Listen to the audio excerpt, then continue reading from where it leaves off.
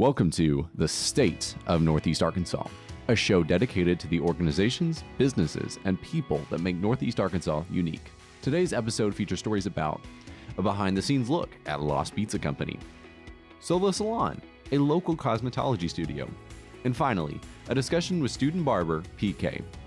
This episode will also include an in-studio interview with the multi-talented Emily Peters, who specializes in animal sciences and managing horses.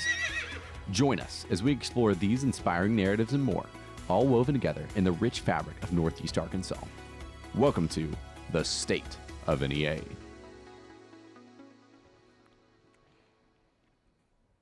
Welcome to the State of NEA for November 15th, 2023. I'm Brady Michael. Good evening to our viewers. In today's segment, we're thrilled to introduce to you a rising star in the world of grooming, someone who's not just cutting hair, but making waves in the industry. Meet PK, a young and talented barber who's turning heads with his fresh and innovative approach to hairstyling. Get ready to be inspired as we take a closer look at the creative journey of this dynamic young barber. Hi, my name is Crystal Smith, and this week I am here with PK. He is a barber here at Arkansas State University, and he's a freshman. So, PK, do you want to tell me like where you're from? All right, so I'm from Palestine, Arkansas, about 40 minutes away from here, 45. Small town, ain't nothing there. So, what? Well, let me ask you this: how long have you been cutting hair? I've been cutting hair about 2 years. Okay. When did you start, or why did you start cutting hair? I started when I was in high school, probably my 11th grade year. The reason why I started, I got tired of paying barbers $25, $35 for a haircut. Yeah. So I took it on myself, started cutting them my own. So, who taught you how to cut hair, or did you just like trial and error? Like, I taught myself. Okay. So, how did you like? Because I know with my hair, I just want to play in my head. So, like, how did you get your friends to be like, I cut my own hair. Can I cut your hair? Like, you know what I'm saying? So really, it was like, so one of my friends, his name Elijah. He needed a haircut, right? Very bad. He asked me out of nowhere, and I was like, yeah, I got you, bro, I got you. So gave him a haircut, man. He started telling everybody about me, and I just blew up from there. So, how did you like? Were there any like trial and errors, like, oh, they don't like how I do this, this, and this, so I have to switch this up? Like, did you experience any of that? Really? So you just cut somebody's hair and they just been like, I like it. I like that. So do you want to keep doing hair? Is that something you're gonna do? Is it like, that's like a side hustle?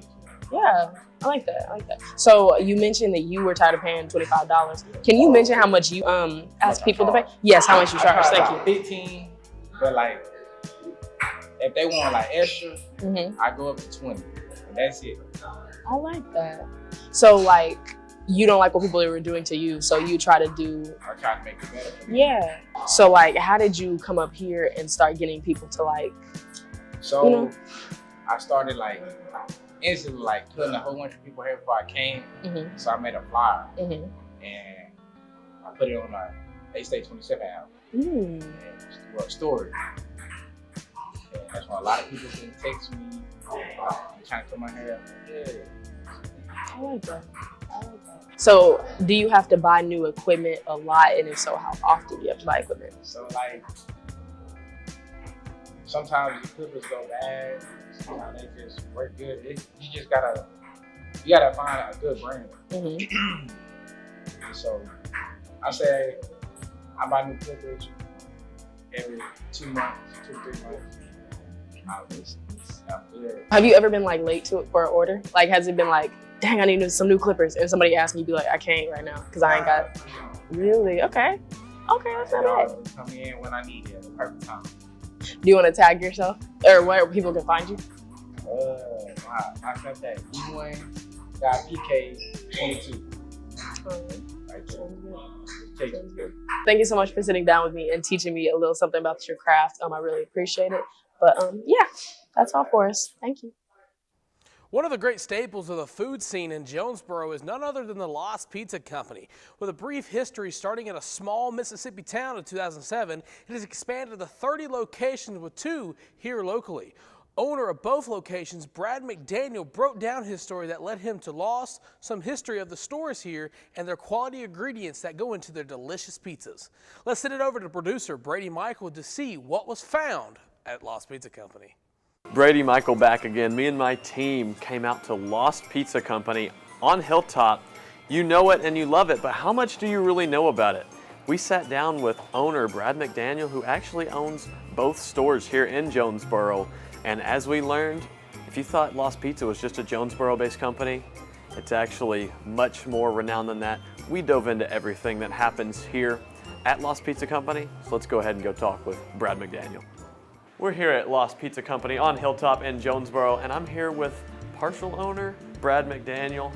And why don't you go ahead and introduce yourself and what you do here around the Lost Pizza Company. I'm Brad McDaniel, and yes, I'm part owner along with my wife of Lost Pizza Jonesboro, and this is our Hilltop location. So as owner, I'm a hands-on operator, so I guess you'd call owner-operator, and take part in the management part of the business, as well as a lot of the financial aspects of it, and work with a couple of really sharp general managers that take care of both locations for us. And then we also have a supervisor that works in conjunction with us and helps us as far as handling management duties and overseeing hiring and promotions, etc. Yep, and a lot of people might think that Lost Pizza is just a Jonesboro-based product per se, but it's really not. Established in 2007 by a couple of gentlemen back in Mississippi, but when was the two locations in Jonesboro established? We opened location 1, which was Southwest Drive. We opened that in January of 2016. So we're in our 8th year with that location, and we opened Hilltop, where we are now, in 2021, I believe, excuse me. We're in our 3rd year of operation with this store. So it's actually October of 20, right in the middle of the pandemic. So I know that y'all always choose high-class ingredients, so maybe talk about the process of what goes into the dough and produce, cheese, any of those. Yeah, I mean, as much as we can, we try to keep, make our own ingredients, fresh. Certainly it starts with the dough. So we have just a sourdough starter for our pizza dough, and it's a 2-day process generally, where we rolled it out in a big mixer the first night, and then pan it up. Within 48 hours, we've got it in pans and ready to put into the oven. So that's the dough process itself. Marinara, the spaghetti sauce, and the pizza sauce we actually make in-house, as well as our ranch, and as much as we can, as much of the ingredients as we can, we do in-house. All of our vegetables are sliced fresh each day. So, yeah. Well, Brad, it's been great to have you here. Good, thanks. I mean, you have any final messages for our Arkansas State audience? Yeah, we appreciate you all support, and any way we can continue to be a part of Arkansas State, and not just athletics, but a lot of the school programs. We invite you guys to always call and ask either one of the general managers or supervisor or myself. We're willing to help out. Well, come on down. You heard the man. All right. It's been great to meet you, Brad. Yeah. For a location so new, it holds so much tradition and history, and we didn't even begin to tell you about the menu, so we're going to leave that one up to you to come down and check out, and I'm sure Brad McDaniel and everyone at Lost Pizza Company will be glad that you did. We'll be back after the break.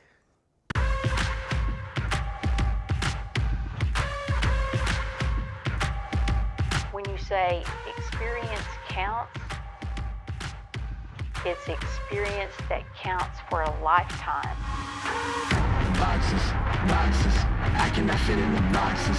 Stop it, quitting was never an option. Exhausted, this passion is never exhausted. And you cannot stop it, nah, you cannot stop it.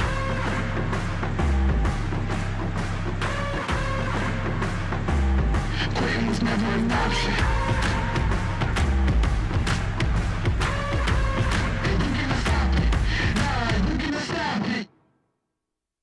Red Wolf Radio is a student-led organization at Arkansas State University wanting to hear your takes on pop culture, music, the news, and college life. Just about anything you can think of. Located in the Education and Communications building on campus, we are always looking for more volunteers. So if you're an Arkansas State University student, no matter the major, and this is something that interests you, shoot us an email at redwolfradio@astate.edu. That's redwolfradio@astate.edu. Let them hear you howl. Everyone loves their appearance, and that includes their hair. For some, they even get to do it professionally. That is what producer Tristan Harlan covers this week. While he may not have that much hair to get professionally done, but Cassandra Vaden was nice enough to tell him all about the profession and more. Tristan, take it away. All right, guys, welcome back to another week of talking to another entrepreneur / business owner inside the state of NEA. This week, we're going to sit down and get a haircut with one of the local cosmetologists in the Solo Salon Studios.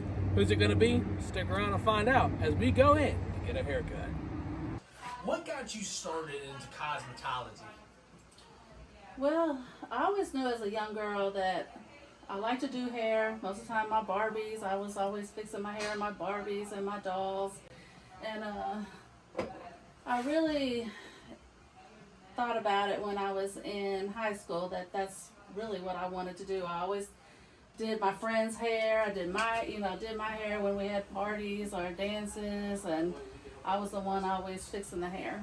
But I knew in high school when I was doing hair, I was, not licensed to do it, but like I said, I always did everybody's hair for their homecomings and proms, and so at that point I knew that that's what I wanted to do. Gotcha. And just diving back into a little bit of your backstory a little bit more, where originally did you start your cosmetology career? Okay, so I went to school here in Jonesboro, and that I graduated in 93, so telling you a little bit my age and how long I've been doing hair. So I've been at it 30 years, and I've worked here, I've worked in St. Louis some, and then came back here, and I've been back here for 25 years. So when did you move to this particular studio? I moved here, let's see, it was 2018, I believe. So I understand you have a little bit of history with, Hayden's mother, yes, also doing kind of the same thing. What necessarily started that sort of partnership? I grew up in Illinois, so no, I didn't know Shauna, Hayden's mom. I met her when we worked at a salon called American Hairlines. And then from there, we went to Hair Inc., where she was there for 18 years and I was there for 17 until it closed and we moved here. I got you. And my last question for you today is what are your business hours usually, or by appointment? So for those people that may be watching this interview and wanting to come get their hair done by you, what necessarily are your hours? I don't have complete set hours. My hours are I usually work 6 days a week unless I need to take off for another appointment. But I usually start around 9 o'clock and then I can work all the way up to usually 8. Gotcha. I guess I'll add one more so it kind of ties in with it as well. But what is the best way to contact you for appointments? Okay, you can contact me through the SOLA website. Okay. My cell phone number's on the SOLA website, so if you need to contact me through that, that's where you can contact me. Gotcha. Well, thank you so much for the interview. Thank you. Hey, I'm Sydney, the social media manager, and here's the state of NEA today. Starting tomorrow in Little Rock, the country rock music group, the Cadillac 3, is performing at the Hall. They are Grammy nominees and have been nominated for 2 consecutive ACM Awards for Group of the Year. For more information, visit ticketweb.com. On the 17th in Jonesboro, A-State Theater presents Noises Off at Main Stage Theater. The play follows a hapless troupe of actors as they struggle to pull off a farce called Nothing On, but their personal dramas, romantic entanglements, and backstage shenanigans threaten to derail the show at every turn. For more information, visit Ticketmaster.com. Also on the 17th, the Maumelle Library in the Central Arkansas Library System is hosting their Family Fun Friday event featuring family-friendly art, crafts, science activities, and more. On the 18th, Paragould is hosting the Fall Festival of Craft. The event will feature local artisans, a petting zoo, door prizes, and more. For more information, visit cityofparagould.com. If you have an organization or an event wanting to be featured on the State of NEA, please email stateofnea@gmail.com. I'm Sydney Davis on social media, and make sure to join us after the break with State of NEA Director Drita Hess and Equine Science Major Emily Peters. The A-State Food Pantry aims to serve students, staff, and faculty with the necessary items needed to sustain a healthy and productive lifestyle. The pantry is student-led and student-run with 135 weekly volunteers. During the 2022-2023 academic school year, the food pantry served nearly 4,000 clients, which is a 400% increase from last year. Over the summer, we saw an increased amount of individuals who came to the pantry, which means that our greatest need right now is donations. Anyone can donate to the food pantry. You don't even have to be a member of the A-State community in order to make a donation. With the substantial growth of food pantry clients, it is urgent that we get the supplies that we need to fulfill those needs. Every donation that is made is greatly appreciated, and by donating, you are making a tremendous impact on Red Wolves in need. For more information, you can get in contact with the A-State Food Pantry through pantry@astate.edu or 870-972-2055.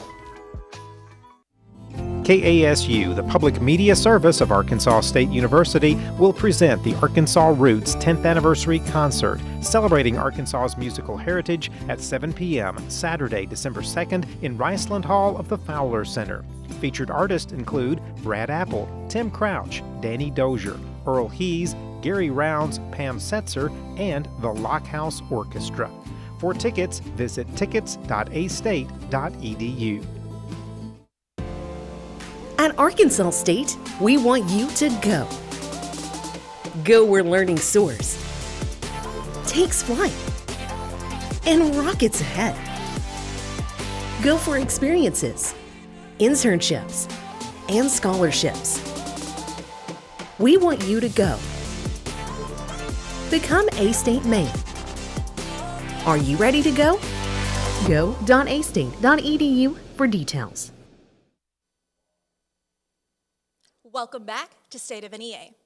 Here in Northeast Arkansas, there's not much that citizens of the regions can't do, but we excel in some fashions better than others. Today, we will be visited by a woman who does a little bit of everything, but excels in her chosen specialties of animal science and equine management. Emily Peters, Jr. at ASU, rides tracks and trains horses with our region of Northeast Arkansas, providing just the right setting for her to succeed. Emily, welcome to the show. Well, tell us a little bit about yourself. So my name is Emily Peters. I am currently a junior here at Arkansas State University, and my major is in animal science with an emphasis in equine management. I originate from the Cape Girardeau, Missouri region. That's where I grew up. Okay, well, I heard your major, and you really just got to break it down to me because I'm personally afraid of most animals, so you could not catch me next to a horse. What made you want to major in this major?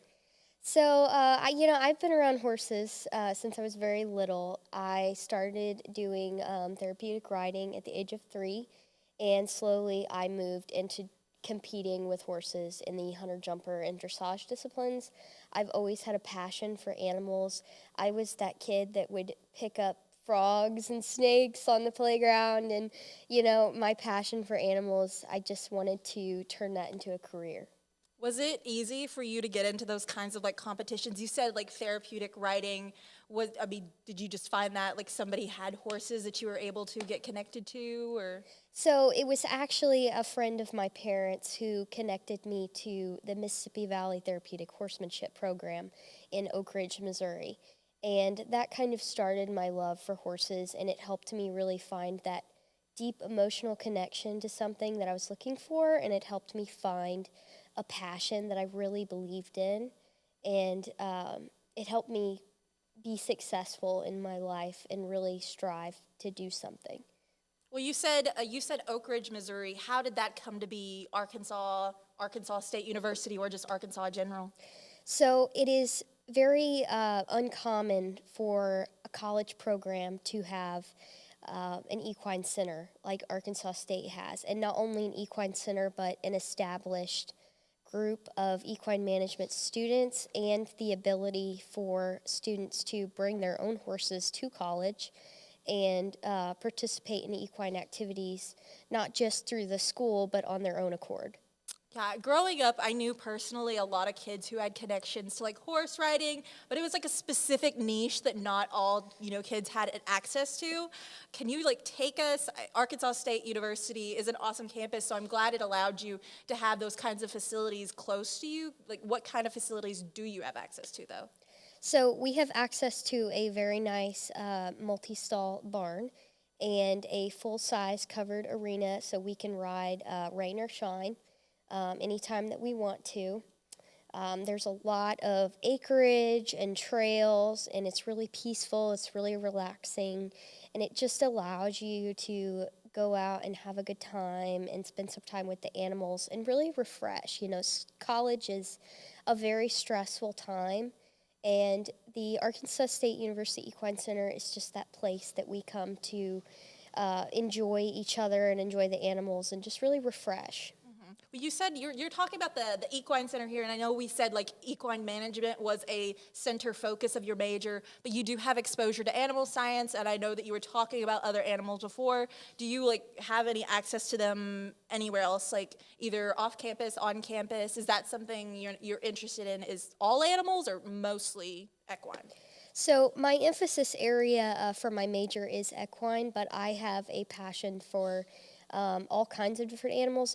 The difference between biology and animal science is more focused on livestock, cattle, sheep, goats, horses, hogs, those kinds of things.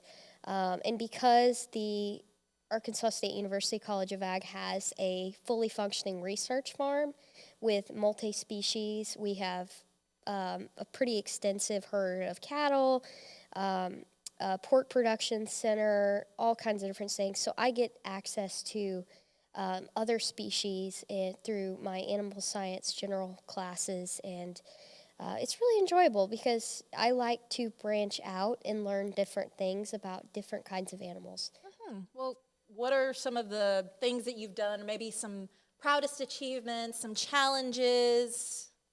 So, working with animals can definitely be a challenge because no matter what the species is, they feel what you feel. You have to be completely yourself and completely honest when you're around animals, because if you're having a bad day or you show up to the barn and you're in a bad mood, they feel that and they respond accordingly, not always in the way that you would like. You ever had a tantrum? Oh, yes, especially when I work with the young 2- and 3-year-old horses. They are still babies and they have their moments. But it's so rewarding when you get what you want from an animal and they start to listen to you and connect with you. This past summer, I had an internship in Lexington, Kentucky. Wow. At Spy Coast Farm. It is a 800-acre sport horse breeding facility, and they host some of the top riders and horses in the world, and I got the opportunity to study and learn from the best, and that was just amazing. Sport horse. So could you take us a little bit through, like, what's the difference between what you maybe do with, your regular horses on campus as compared to your sports horses at that internship? So a sports horse is a horse that competes regularly in a multifaceted of disciplines: show jumping, dressage, hunter jumper, and in the western side you have reining, cutting, all these different kinds of sports that these horses do, and they're athletes. I mean, they're not just little petting zoo ponies, they have jobs and they work and they do their jobs really well.